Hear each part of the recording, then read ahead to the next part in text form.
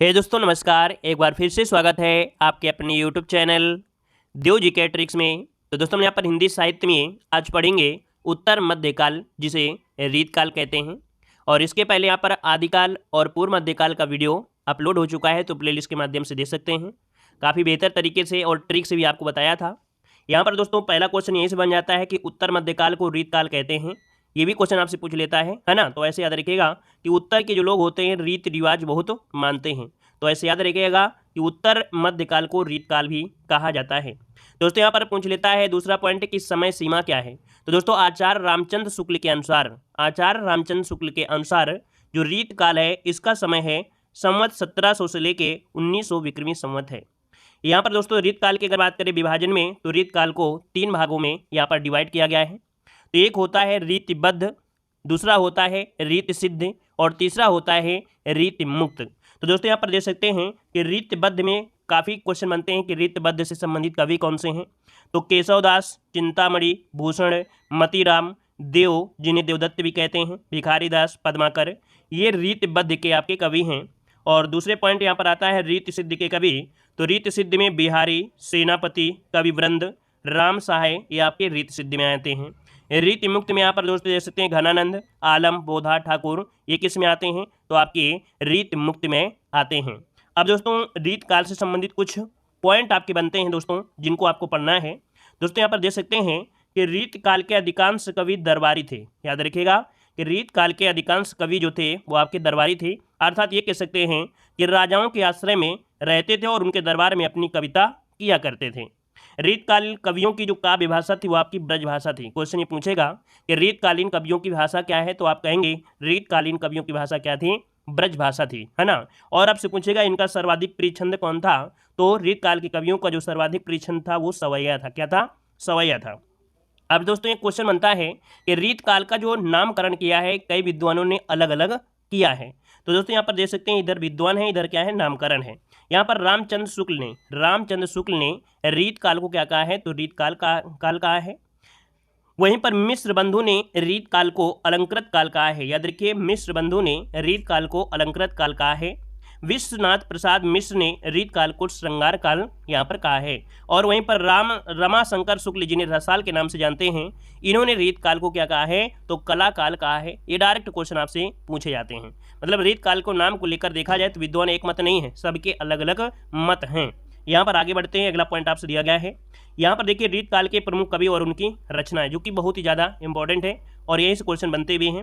दोस्तों एक तरफ दिया गया है कवि और रचनाएं, और जितनी भी रचनाएं आपके सामने दी गई हैं कहीं ना कहीं आपकी एग्जामों में पूछी गई आपकी रचनाएं हैं। तो दोस्तों यहाँ पर देखिए कवि बिहारी की जो एक रचना है बिहारी सतसई, अगर पूछे कि कौन सी भाषा में है तो आप कहेंगे ब्रज भाषा में है।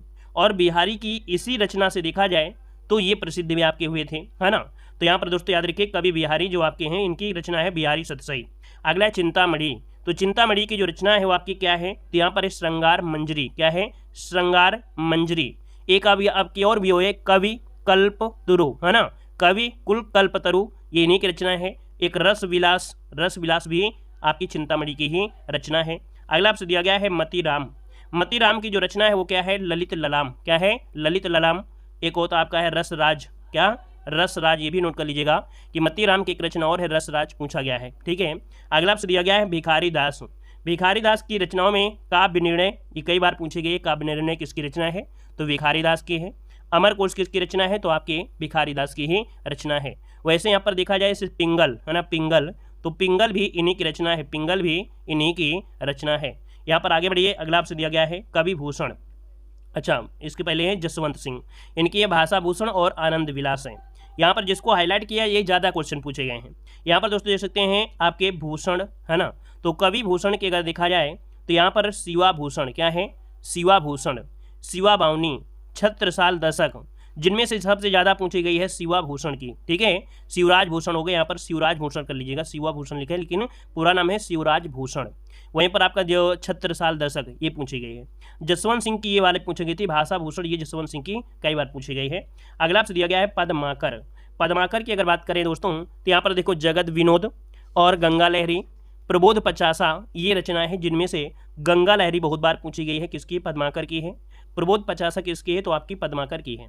यहाँ पर है केशवदास केशवदास की अगर बात करते हैं तो दोस्तों यहाँ पर देखिए रामचंद्रिका, विज्ञान गीता। जो विज्ञान गीता है इनका एक आध्यात्मिक ग्रंथ है। कभी कभी क्वेश्चन पूछता है कि केशवदास का आध्यात्मिक ग्रंथ कौन सा था, तो याद रखिएगा विज्ञान गीता रहा है। वैसे आपको मालूम है केशवदास की कई रचनाएं जैसे रामचंद्रिका, विज्ञान गीता, कवि प्रिया, रसिक प्रिया और जहांगीर जस चंद्रिका, है ना, और कवि कुल कंठाभरण, कवि कुल कंठाभरण, ये भी आपके केशवदास की है। तो जो रचनाएं हम आपको बताते हैं सभी नोट कर सकते हैं। यहाँ पर दिया गया है कवि जो आपके बोधा थे, कवि बोधा, तो इनकी है आपकी इश्कनामा। क्या है? इश्कनामा। एक और रचना है विरह वागीह, वागीश, इश्कनामा और विरह वागीश। अगला है घनानंद। घनानंद की अगर बात करें तो घनानंद की है क्या, तो यहाँ पर है इश्क लता। देखो यहाँ पर इश्क नाम है लेकिन यहाँ पर है इश्क लात दिया गया है, इश्क लात। और यहाँ पर देखा जाए तो इश्क लता होती है ना, इश्क लता कर लीजिएगा, यहाँ पर लत लिखा है, इश्क लता कर लीजिएगा, ठीक है, लता, इश्क लता। और क्या है यहाँ पर पदावली, क्या है? पदावली। और इसके बाद दिया गया है कवि देव। तो कवि देव की जो रचना है वो आपकी कौन है? भाव विलास, पूछी गई है कई बार। वहीं पर दोस्तों तो रस विलास, रस विलास भी इन्हीं की रचना है। यहाँ पर भाव विलास हो गई, रस विलास हो गई। एक है प्रेम तरंग। क्या है? प्रेम तरंग। तो प्रेम तरंग किसकी रचना है? तो आपकी कवि देव की ही है। यहाँ पर आगे बढ़िए, अगला आपसे देखो कुछ पॉइंट ऑफ पढ़ना है कि देव को उपमा का बादशाह कहा जाता है। याद रखिएगा जो कवि देव हैं इनको उपमा का बादशाह कहा जाता है। दूसरा पॉइंट है भूषण का वास्तविक नाम क्या था? घनश्याम था। भूषण का वास्तविक नाम क्या था? तो घनश्याम था, याद रखिएगा। यहाँ पर अगला दिया गया है घनानंद को विरोधाभास का बादशाह कहा जाता है। घनानंद को विरोधाभास का बादशाह भी कहा जाता है। और अगला पॉइंट आपसे दिया गया है दोस्तों, यहाँ पर देखिए कि जो रीतकाल है ना, रीतकाल के जो प्रमुख कवि रहे हैं कहीं ना कहीं किसी के दरबार में रहकर उनकी कविताएं लिखते थे। तो कभी कभी क्वेश्चन पूछ लेता है कि कौन से कवि का संबंध कहाँ से था, है ना। तो दोस्तों यहाँ पर देखिए जो कवि बिहारी थे वो जयपुर और आमेर के राजा के दरबार में रहते थे और वहाँ पर कविताएं करते थे। चिंतामणि नागपुर के राजा के दरबार में, केशवदास जो थे वो आपके ओरछा के राजा के दरबार में रहते थे। कवि जो भूषण है ये आपके पन्ना, है ना, ये आपके पन्ना के राजा के, भिखारीदास प्रतापगढ़ और अवध के राजा में के दरबार में रहते थे और लिखते थे कविताएं। जो बोधा थे वो आपके पन्ना में। यहाँ पर कुलपति मिश्र जयपुर के राजा के दरबार में, कविदेव आपके पिहानी के दरबार में, मतीराम बूंदी और रघुनाथ आपके काशी।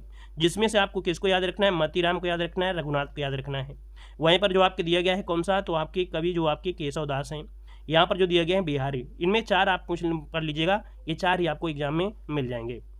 दोस्तों यहाँ पर देख सकते हैं जो रचनाएं अभी आपने पढ़ा वही रचनाएं आपके सामने यहाँ पर दी भी गई हैं। जैसे कि यहाँ पर जो देव जिन्हें देवदत्त कहते हैं, भाव विलास, अष्टयाम, भावानी विलास, सुख सागर तरंग, ये इन्हीं की रचनाएं हैं। दोस्तों यहाँ पर देख सकते हैं मतीराम की जो रचनाओं में साहित्य सार, ललित ललाम, फूल मंजरी और व्रत कौंदी। ये थोड़ा सा और ज़्यादा जिनको रचनाएं पढ़ना है तो अपना पढ़ सकते हैं, हाई लेवल की जैसे तैयारी कर रहे हैं। रसलीन की प्रमुख रचनाओं में अंग दर्पण और आपका रसबोध हो जाएगा। भिखारीदास की प्रमुख रचनाओं में दोस्तों यहाँ पर काव्य निर्णय, श्रृंगार निर्णय और शतरंज सतिका। अगला आपसे यहाँ पर दिया गया है आपसे पद्माकर की रचनाओं में। तो पद्माकर की रचनाओं में जैसे दिया गया है राम रसायन, गंगा लहरी, काली पचीसी, जगत विनोद, हिम्मत बहादुर, पदबा भरण। अगला दिया गया चिंतामणि की प्रमुख रचनाएं, तो रस विलास और श्रृंगार मंजरी, कवि कुल, कल्पतरु, काव्य विवेक और काव्य प्रकाश। यहाँ पर देखो दिया है भूषण की रचनाएं, तो आपकी शिवराज भूषण, शिवा बावनी, छत्रसाल, दशक। घनानंद की रचनाओं में दोस्तों तो इश्क लता, विरह लीला, वियोग वेली, कोकसार, सुजान सागर।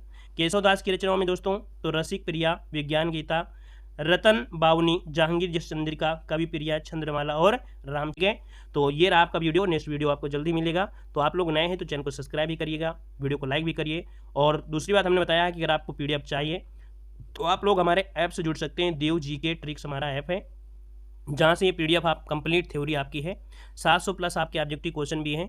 तो आप लोग हमारे ऐप को डाउनलोड करिए, देव GK trick app play store में है, तो प्ले स्टोर से डाउनलोड कर लीजिएगा। वहाँ पर मात्र ये 50 रुपये की PDF अभी दी जा रही है। गाइड करिए आप लोगों को दिया है जो एग्जाम में पूछा जाता है। इतना अगर आप पढ़ लेते हैं तो हिंदी साहित्य के आप बिल्कुल राजा बाबू रहेंगे। ठीक है, चलिए धन्यवाद, जय हिंद, वंदे मातरम।